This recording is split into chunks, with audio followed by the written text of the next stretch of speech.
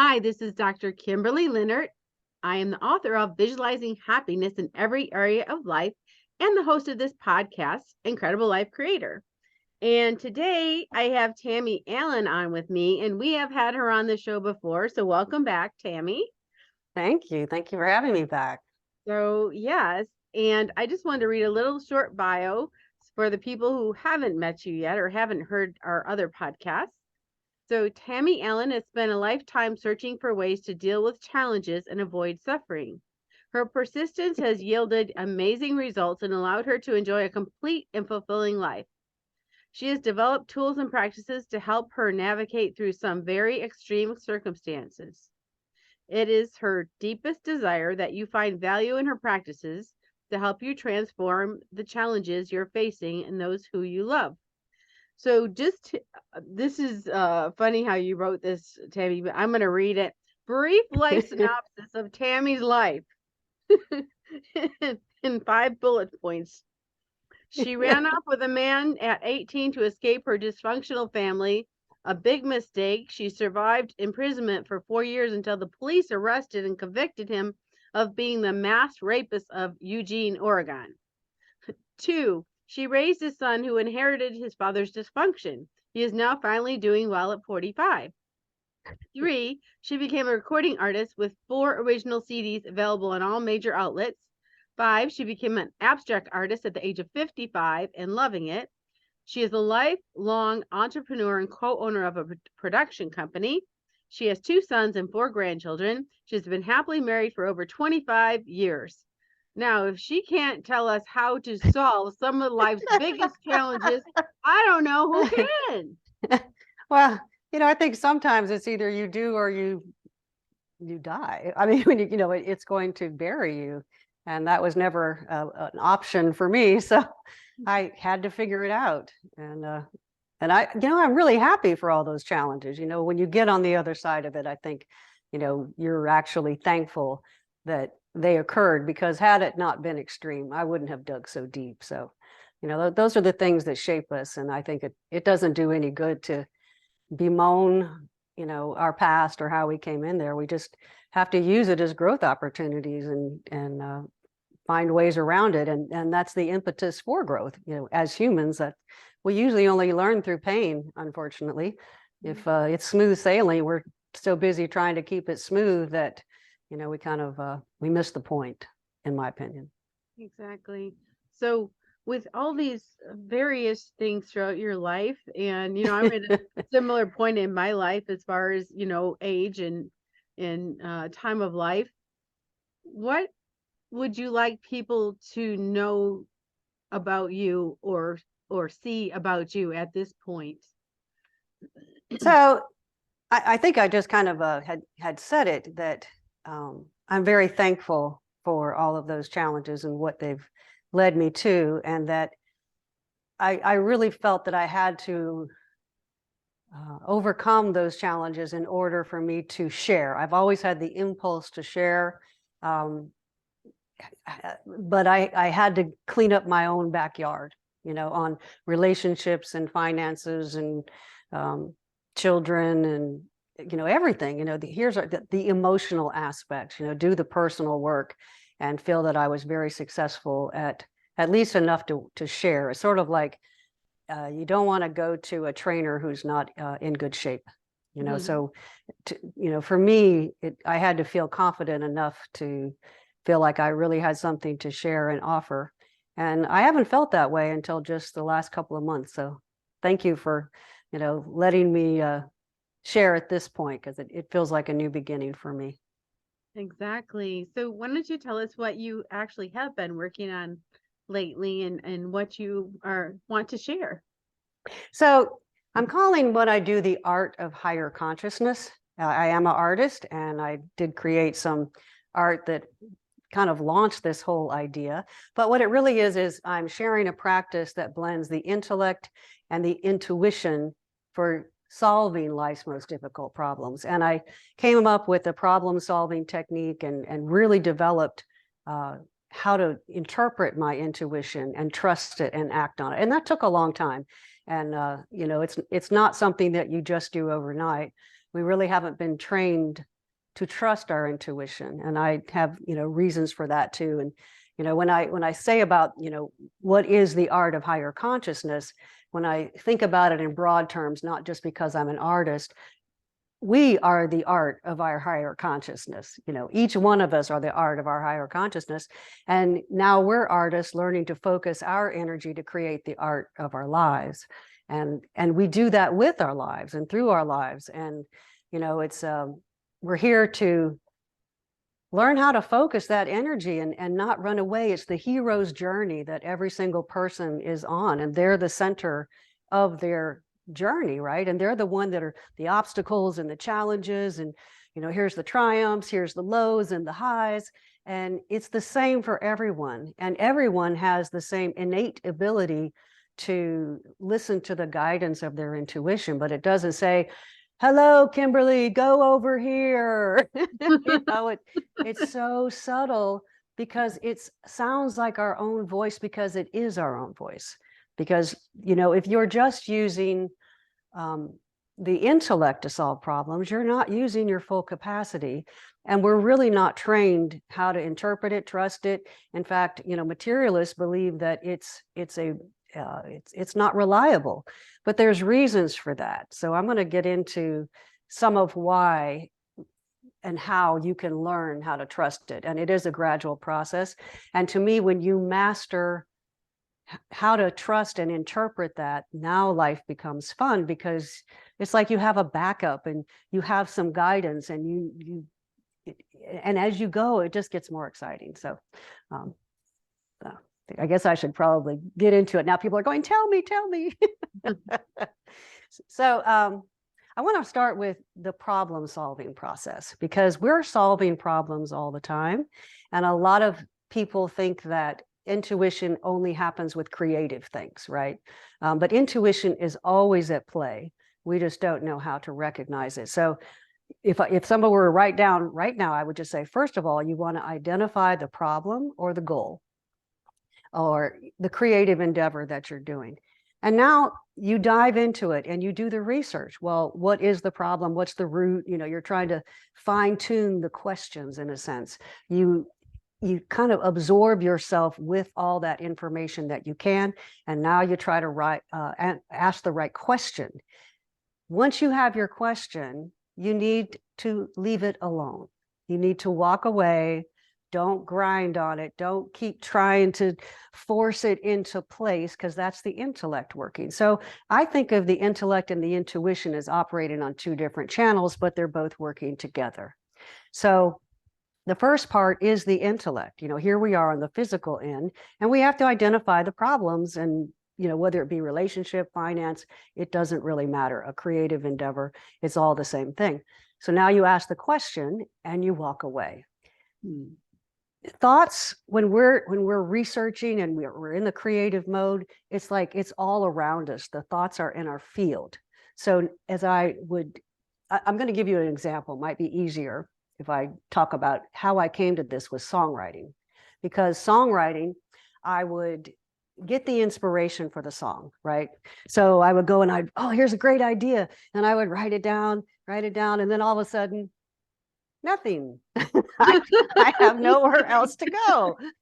And so I would get up and, go do the laundry, or, just dishes, something that's not very, I'm not using a lot of intellect in order to do. It's just kind of, repetition kind of thing. And then as soon as I would be doing it, it wouldn't be long, I would get another idea. I'd go write it down, and then it'd be done. And I would just repeat the process. And that's how I would write songs. I would write them better when I would be driving, when I wasn't really focused on the problem and just in that open kind of mode. That's when I would get the ideas. But it's sort of like there's just two different sides, and they're working together.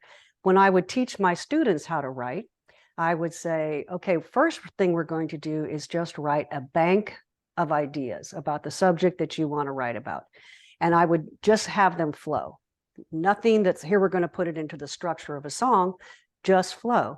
And then when it came time to write the song, now we're going to use our intellect. And then you can go back to your bank of ideas so that you can see how you're using two sides of the brain. So let's say that you're just solving another kind of problem. So it's identify the problem, do the research, step away, and then you got to pay attention to your subtle little thoughts. Sometimes it's a flash, and it's so subtle that it slides in underneath. It's one time I was out on a beautiful day and I was feeling so great. And I said to my inner self, I hope you're getting this in. And so quietly I heard, absolutely. It was the thought just popped into my head, absolutely. And I'm like, wait a minute, I didn't generate that thought. In other words, I could really tell the difference, and I was very amazed by that. So I still kind of thought that the songwriting was my training, though. I still didn't totally trust it. I didn't know that it was so, I didn't have it identified like this. So later on, I decided to start this program called Do Good, Get Rewards. It was a volunteer rewards program. I found out that I also love business. Everything is creative, just so that you know, it's not just songwriting or art. There isn't anything in this world. Every bit of problem solving is creative. I don't care if you're a mechanic, I don't care if you're an electrician, we're all doing it all the time. And we all have this great ability, it's natural. So I thought that I had to know about something in order to receive the intuition. I didn't know anything about web design. I knew what function that I needed, and it was some strange function. It hadn't been done before. And I was talking to the web designers and I would tell them what I wanted to do. And they would go, oh, like they had no feedback for me. They had no ideas. So I would hang up the phone. And as soon as I would hang up the phone, it would just pop into my head like, oh, try that. And I don't remember even what they were, but I was like, okay. And I call him back. I go, what if we did this? And he goes, oh, great, low tech. And they would use my ideas. And this happened about 3, maybe 4 times. And I started paying attention, going, wait a minute, I don't have knowledge in this, right? So I started testing it on other things. I started just asking myself questions, whether I was cooking or dressing. I found I could play out problems in my mind. I could kind of follow them through, trying to see, well, if I did this, I could, there's so much we can just do in our minds without actually going to do it. And I could literally tell if something was going to work or not, just playing it through my mind. I could also just visualize what I was going to wear. I would be able to just, I want it to be comfortable. I want to wear flat shoes. So I would just have the clothes in my closet and my intention, and I would be able to put together my outfit without going to see stuff in my closet. But it really works pretty much for everything. The only thing is that it's also important to remember that we only get inspiration for the probabilities or the moment now. In other words, that you're not going to get inspiration for next week. You're not going to get, people think that intuition means that you're supposed to just get this download of information that's going to take you exactly to where you want to go, right? That it's got to be this big idea. And then if they have the big idea, they follow the big idea, then the big idea doesn't necessarily work out. So then they think, well, that doesn't work. But that's not true, because it's in the entrepreneurial world, you're adapting, you're constantly adapting. So when I actually got into a program called Startup Chicks that was a 6-month program. I had to win a pitch deck contest in order to do it. And it was really hard, but I learned so much. But in that world, they always have you do a minimal viable product.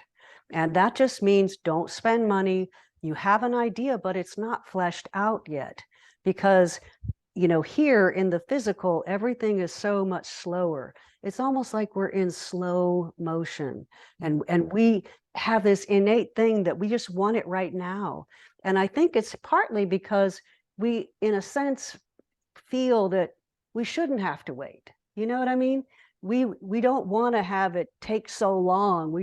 We have this instinct that says, I just want to win the lottery now. You know what I mean? I have a grandson. His impulse control, it's not very good, because I think that we innately know things can happen instantaneously, but in the physical world, there are physical laws that have to be followed. So when we have an idea, we still have to flesh it out. And so in the minimal viable product, all you're doing is testing to see what works and what doesn't work. And so you have to just keep repeating the process. Don't jump too far too fast, but it's identify the problem, research the problem, test it out, ask the questions, step away, get an idea, go back, do it again, and don't expect that it's going to automatically be right. It's like a fine tuning, like cutting a diamond. And you really don't want to rush that process, because if you rush it, if you try to take a shortcut, the chances of it not working and you actually taking longer are very high, because you don't have all the information yet. It would be like, I've got a blueprint for my house, but I want to hurry up and make it real quick. And, and I miss stuff, and I don't do it correctly, or I don't build my foundation right. So it's more like we're just filling in the blueprints with our physical actions and ideas. And we just keep going and going and enjoying the process, which nobody likes to hear that. But why are we in a hurry? Also, you know what I mean? What are your thoughts on that? Well, I think one thing is we're trying to avoid pain.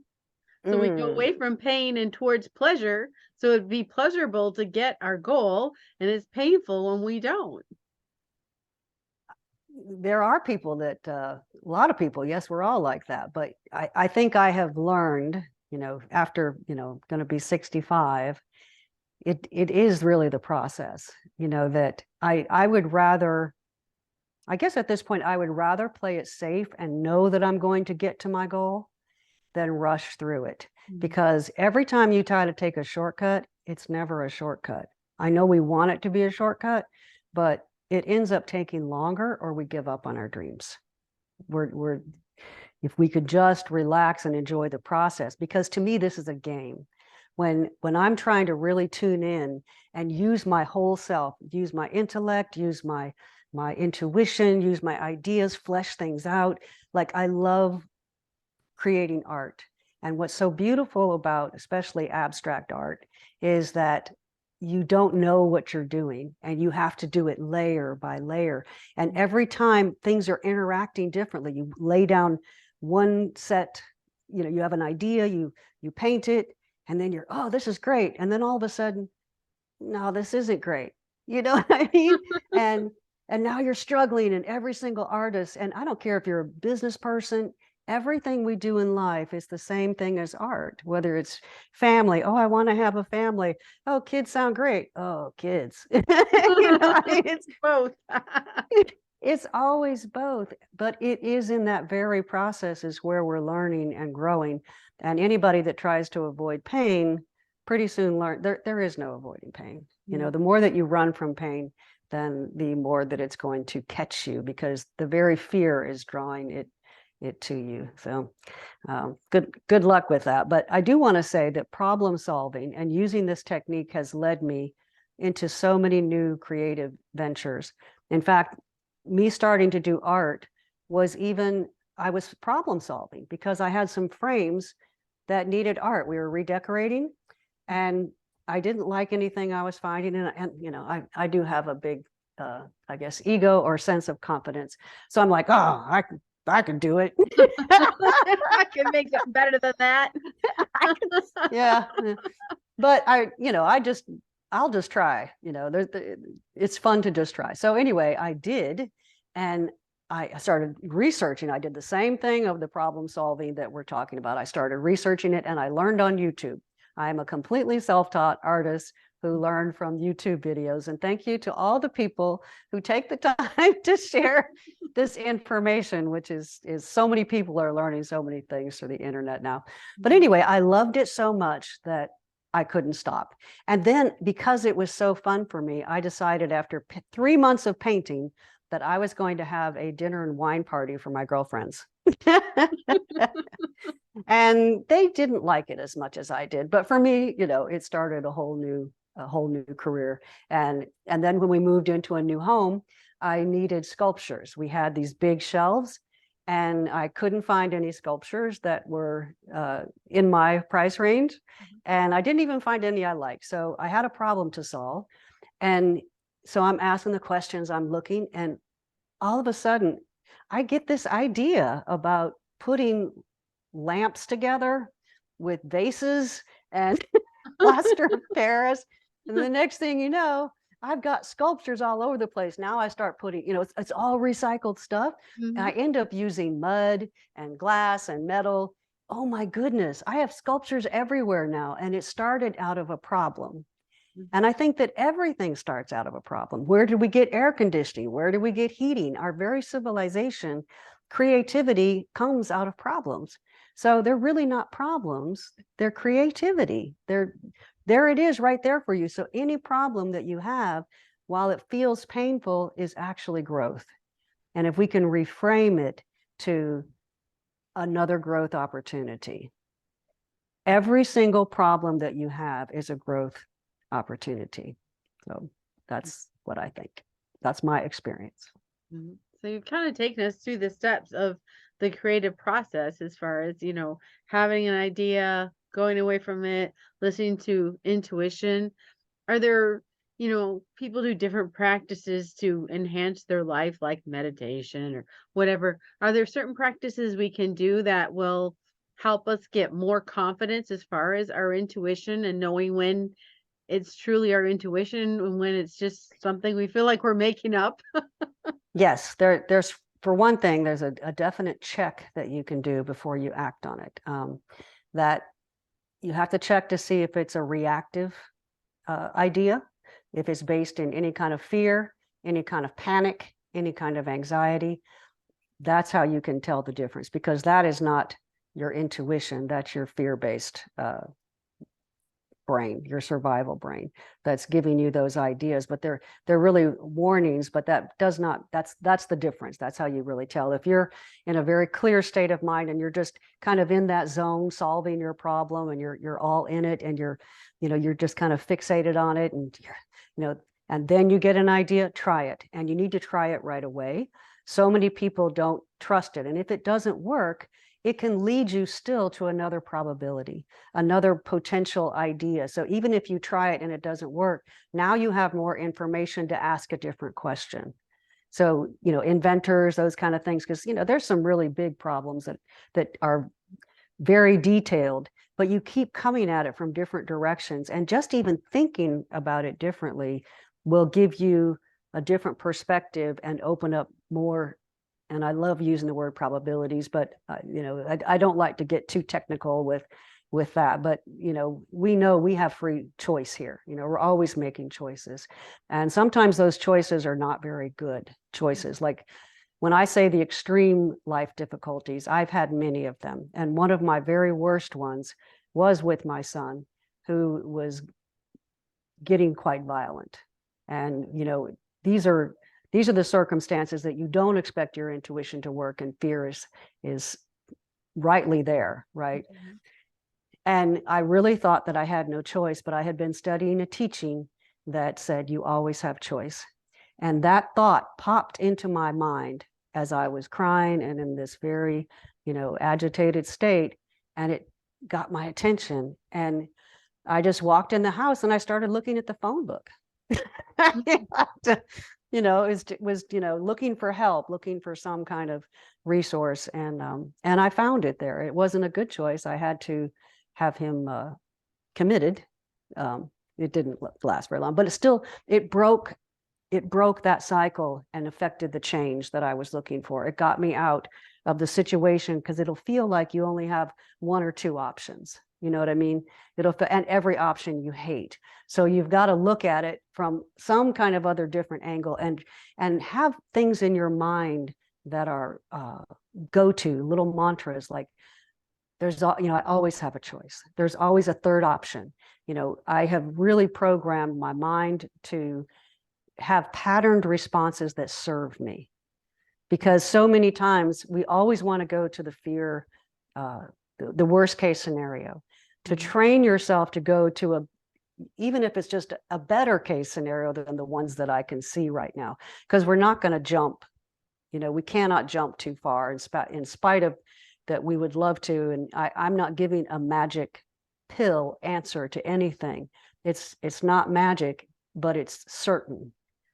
And that's what I want to share, is that if you really just keep going, keep trusting, keep, repeating the process, enjoying the process, learning how to trust your intuition, you can't not get there.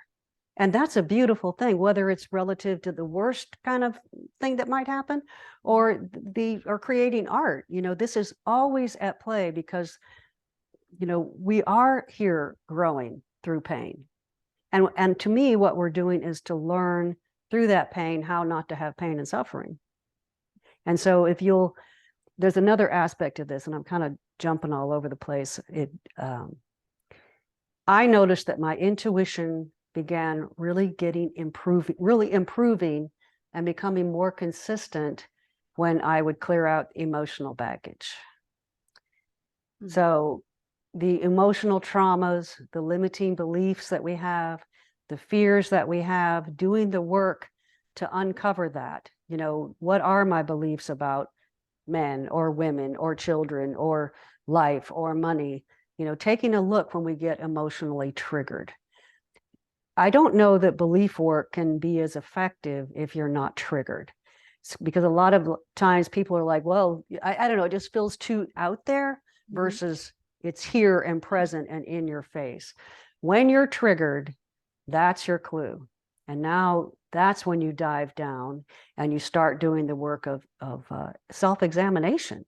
The first thing you do is take responsibility that, I just reacted.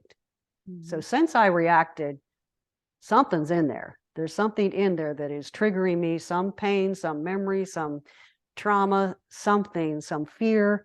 And if you will take and do the work to uncover that, and it can take you a while too, it doesn't always just happen, but the persistence for that, my commitment for myself to not be triggered and to even stay in uncomfortable situations.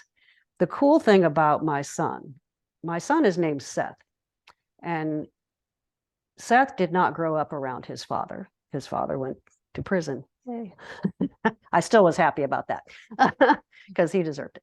But Seth did not grow up around him, but yet he had the same condition. And when he was 4 or 5 years old, he got the same look on his face that his father used to get when he would lose it. And it was just a specific face.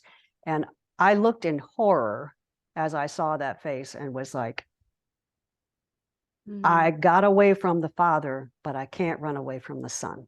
Whew, it's still it's giving me chills. But I couldn't run away from him. I couldn't run away from the problem. And this has been a very, very long problem. And I learned that if I stay in it, if I can see it through, and then not be triggered, and understand the growth opportunity, not just for me, but also for him, to help him work through his stuff. And believe me, it's only been in the last year, it's been a long journey, but he finally turned it around. Now, that's a lot of persistence, but when it's your child, what else are you going to do? Sometimes you may have to just let go. If they refuse, absolutely, and you've done your work and, you've done your part and you feel clear about doing everything that you can, then, I'm not saying that you don't let go. Everything is so individual. But you just got to stay persistent. And the other thing too, about belief work and taking responsibility for emotional reactions and searching. We all make mistakes. This is a learning curve everywhere, through your whole life. We didn't come in knowing anything. We had to learn to walk. We had to learn everything. And yet we learn through this, through the pain and suffering. We learn through experience. And yet people don't, they're so hard on themselves, you know, like I should have known that. And we don't give ourselves a break to learn. The minute that I identify or uncover something that I have done, a belief or something that you know, I could have done better, I immediately, you know, let myself off the hook. There is no power in guilt whatsoever. And if you can't let yourself off the hook, how can you let anybody else off the hook? And I just call it a learning curve. And we're all on a continuous learning curve, and there is no end to the learning curve, because as we get better at it, do you know we can solve bigger and better problems?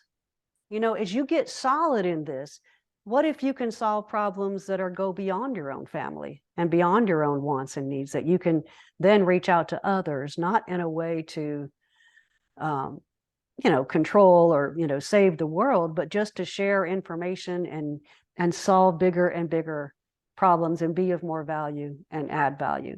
And to me, that is the juice and the sweetness of life. Mm-hmm. And encouraging others and uplifting others is just, you know, when you share, I know that you share too, when we share with somebody and they take that information and then it works in their lives, mm-hmm. Whew, it's just the thrill, because we're all connected on the deepest of levels. And I know that you know that, and your listeners would know that, but it's just so exciting to still have so much enthusiasm for life at 65, and I'm starting out a whole new thing, and I couldn't be more excited. And that's what keeps me so young, because whether I was, okay, I'm going to do music now, I'm going to do a business now, I'm going to do art now, I'm going to, you know, I'm sculptures now. So when you have problems and you find that you can start to solve those problems, it just gets, you really start to look for problems, and not in a negative way. You can reframe them into the most powerful thing that you do and why you come, because you're a creator. So we're all creators, we're all creating things. So whether it's families or businesses or relationships, it's just all creation. And that's how we're creating the art of our lives. Beautiful. I always learned so much from you. Whether Oh, it be on a podcast or one of our personal conversations, just the how deep you go, and it's so enriching. So thank you so much for sharing. well, you know, I love sharing, and it's hard to shut me up. Yeah. Well, if people wanted to continue this conversation with you, how would they connect with you? Well, my website is tammyallen.com, and I am going to start some discussion groups, you know, just a free Zoom discussion group every month, and discuss different topics, such as, you know, it could be relationships or finance, and just share what I know about that topic, and then let people, you know, bring me some specific situations, because we learn from others' direct experience. You know, sometimes to me, the spiritual community, it can feel too far up here. Mm-hmm. You know, the concepts of you know, we can resonate with them, but yet we've got to bring it into the physical, where it's slowed down and fine-tuned and molded and pieced together. And especially when they're emotional, you know, situations, it's not easy. And I don't say that even now, I still, of course, have challenges. You know, even with all the tools and things that I have and under my belt, I still get blindsided. But I do know that I've got the tools to get back, because I have perspective of, you know, my set point is pretty high. Mm-hmm. So when I do get, you know, sucked underneath, I'm in the mud and I'm trying to get out. And it's so funny, because I just recently had this happen, and it's like, there it is over there. It's right there. I can see it, but I can't get to it. And, you know, there's no end to this. And I think we have to make peace with that there's not like this end state that where the the pain and the suffering just ends. But if we can just reframe it as to opportunities, because every time I break through those barriers, right? So, here's a problem that's in your face and you have no choice but to deal with it, and you can't go away and you can't look away. When you work through that and you're finally clear and it doesn't trigger you anymore, I So can breathe. empowering, right? So empowering. And you don't go back there again. Mhm. While you won't have that same problem because you've cleared it out for real and it's not fake. And now you can look at it and observe it and no trigger. Oh, and it feels so good that you won't be afraid of anything because you can handle it. Mhm. And now you really can just go eagerly forth. Anyway, getting back to my discussion group. If you'll go to my website and sign up for my newsletter, or just send me an email if you want to be a little bit more direct, you can just reach me through the website. I also have my art for sale, and I have some merchandise for higher consciousness and a blog where I break down a lot of these topics. And then I also just released a best of Tammy Allen CD. So I have 4 CDs, and all of it is, I've been on this journey for 25 years as well, maybe a little bit more of, I'll say, self-awareness. And so all of the songs that I wrote were also, they were my story too. We can't help but share our stories through our work, whether it's art or music. But I picked out what I thought were the best, most uplifting, and it's just like a jazz pop world kind of a CD, but my goal is to make people feel good as they're listening to it. And so anyway, that's pretty much it. And I look forward to having many more podcasts. I'm launching my YouTube channel, and so it's going to be a great year, 2023. And I can feel it. Can you? Yes, I can. Yes, I can. Very excited. Well, thank you, Kimberly. This was really fun. You are I had all these welcome. plans and questions, and I didn't follow any of them. Well, it worked out just fine. I think we could glean a lot from what you already gave us. So thank you so much again for coming on the podcast, and we'll talk to you again soon. All right. Thank you. Happy New Year.